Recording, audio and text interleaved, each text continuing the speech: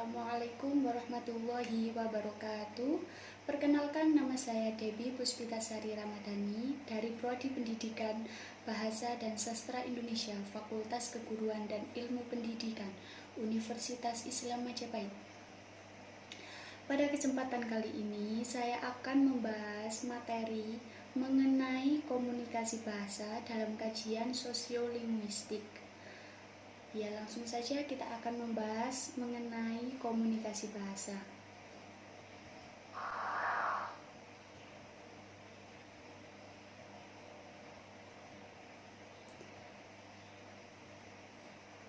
Nantinya kita akan mempelajari komunikasi bahasa mulai dari hakikat bahasa, yang kedua hakikat komunikasi, dan yang terakhir yaitu komunikasi bahasa.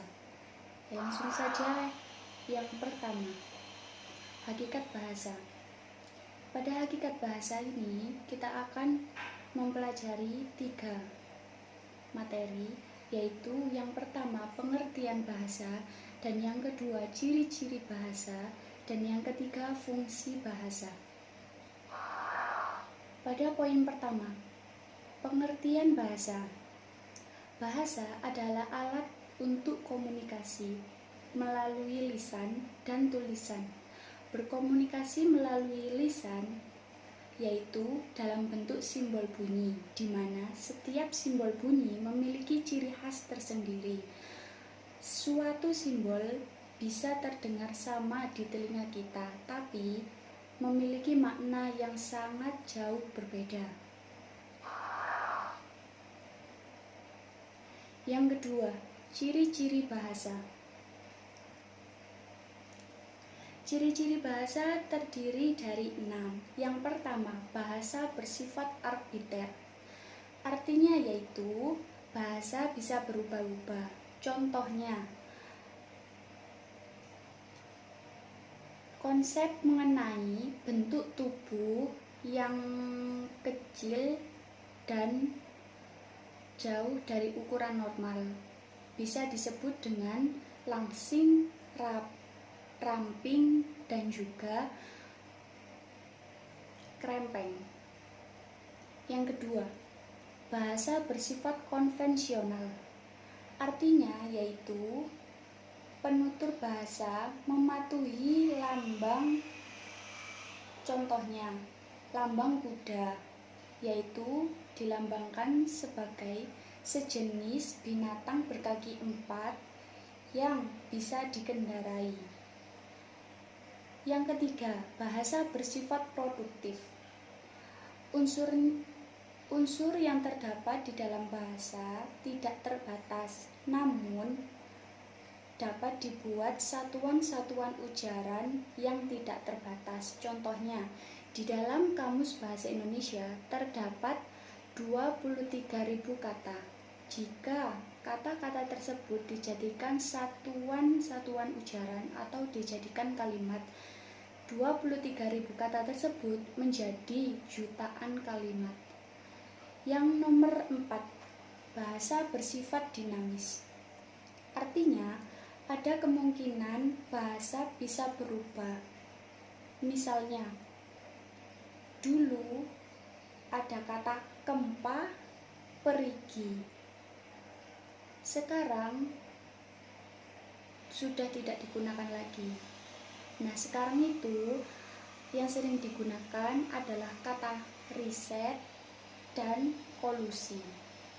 Selanjutnya yaitu bahasa bersifat beragam. Latar belakang dan kebiasaan manusia itu tidak sama. Dari daerah yang satu dengan daerah yang lain itu pasti memiliki latar belakang dan kebiasaan yang berbeda. Nah, dari situlah bahasa menjadi beragam, karena bahasa daerah yang satu dengan bahasa daerah yang lainnya pasti akan berbeda. Contohnya, bahasa yang digunakan di daerah Pasuruan akan jauh berbeda dengan bahasa yang digunakan di daerah Solo. Nomor 6, bahasa itu bersifat manusiawi. Mengapa bahasa itu bersifat manusiawi? Karena bahasa hanya dimiliki oleh manusia, sedangkan binatang tidak memiliki bahasa. Selanjutnya, yaitu tentang fungsi bahasa. Fungsi bahasa terdiri dari 6. Yang pertama, dilihat dari sudut penutur, bahasa berfungsi personal atau pribadi. Yang kedua, dilihat dari segi pendengar dan lawan bicara, bahasa berfungsi sebagai direktif. Yang ketiga, dilihat dari segi kontak antara penutur dan pendengar, bahasa berfungsi fatik. Sedangkan yang keempat, dilihat dari segi topik ujaran, bahasa berfungsi referensial. Yang kelima, dilihat dari kode yang digunakan, bahasa berfungsi metalingual atau metalinguistik. Yang keenam, dilihat dari segi amanat atau message, bahasa berfungsi sebagai imajinatif. Saya akan menjelaskan satu persatu. Dilihat dari sudut penutur, bahasa berfungsi personal atau pribadi. Artinya, penutur menyatakan sikap terhadap apa yang sedang dituturkan atau yang sedang diucapkan. Yang nomor 2, dilihat dari segi pendengar atau lawan bicara. Bahasa berfungsi direktif. Artinya, bahasa dapat mengatur tingkah laku penutur. Yang ketiga, dilihat dari segi kontak antara penutur dan pendengar, bahasa bersifat fatik. Artinya, di sini tuh bahasa digunakan untuk menjalin suatu hubungan antara penutur dan pendengar. Selain itu, juga dijadikan untuk solidaritas.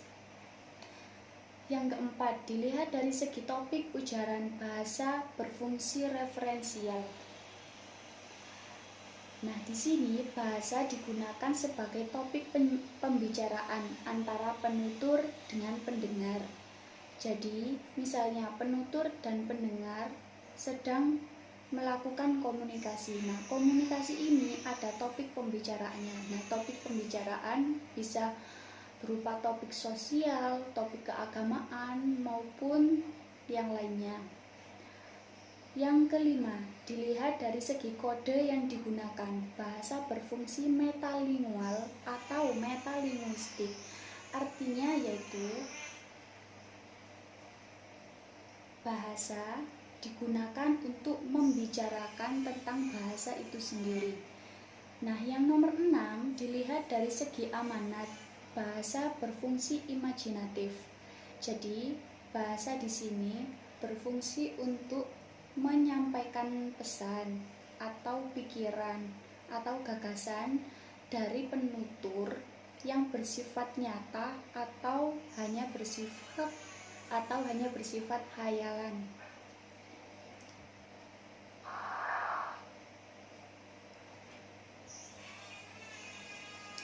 Selanjutnya, yakni hakikat komunikasi. Yang akan kita pelajari tentang hakikat komunikasi ada pengertian komunikasi, komponen komunikasi, dan macam-macam komunikasi. Yang pertama yaitu pengertian komunikasi.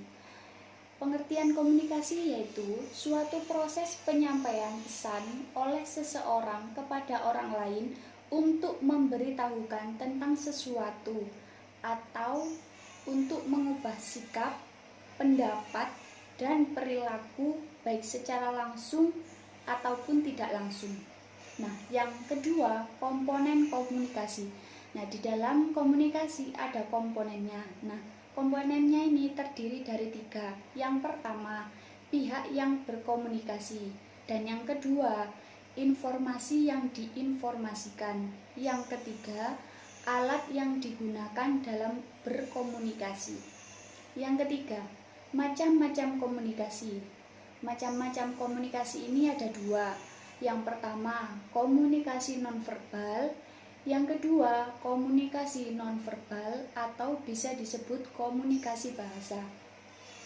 Komunikasi nonverbal ini yaitu komunikasi yang tidak menggunakan kalimat atau kata-kata dalam berkomunikasi. Jadi komunikasi nonverbal ini bisa menggunakan bahasa isyarat. Nah, yang nomor 2, komunikasi verbal atau komunikasi bahasa. Nah, komunikasi ini menggunakan kata-kata atau kalimat sebagai bentuk komunikasinya. Selanjutnya, yang akan kita pelajari dari komunikasi bahasa ada 3. Yang pertama tentang komunikasi bahasa, yang kedua tentang macam-macam komunikasi bahasa, dan yang ketiga tentang aspek-aspek komunikasi bahasa. Yang pertama yaitu komunikasi bahasa. Masyarakat dan bahasa tidak bisa dipisahkan. Bahasa untuk masyarakat dan masyarakat untuk bahasa. Jadi keduanya sama-sama memiliki keterikatan yang tidak dapat dipisahkan. Jadi saling tergantung satu sama lain.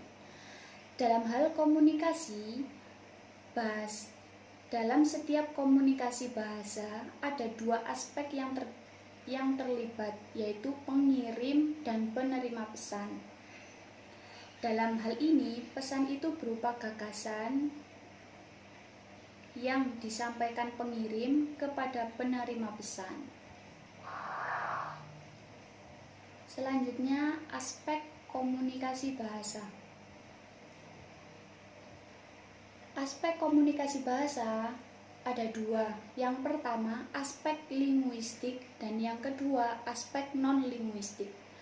Aspek linguistik mencakup tataran fonologis, morfologis, dan sintaksis. Ketiga tataran ini mendukung terbentuknya yang akan disampaikan, yaitu semantik, yang di dalamnya terdapat makna, ide, gagasan, atau konsep. Sedangkan aspek non-linguistik mencakup pertama, kualitas ujaran, yaitu pola ujaran seseorang seperti suara tinggi. Yang kedua, unsur suprasegmental, yaitu tekanan, nada, dan intonasi. Yang ketiga, jarak dan gerak-gerik tubuh seperti gerakan tangan. Yang keempat, rabaan, yakni yang berkaitan dengan alat indera perasa, yaitu kulit.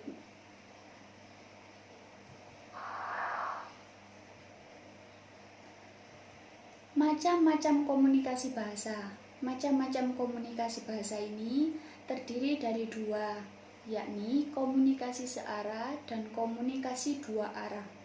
Nah, komunikasi searah yaitu dalam komunikasi searah, pengirim tetap menjadi pengirim dan penerima tetap menjadi penerima. Jadi, pengirim pesan akan tetap menjadi pengirim pesan, sedangkan penerima pesan akan tetap menjadi penerima pesan saat berkomunikasi. Nah, contohnya itu di dalam khutbah sholat Jumat. Yang kedua yaitu komunikasi 2 arah. Dalam komunikasi 2 arah, secara bergantian si pengirim bisa menjadi penerima dan penerima bisa menjadi pengirim. Komunikasi 2 arah biasanya terjadi di dalam suatu rapat atau diskusi. Sekian penjelasan dari saya mengenai komunikasi bahasa.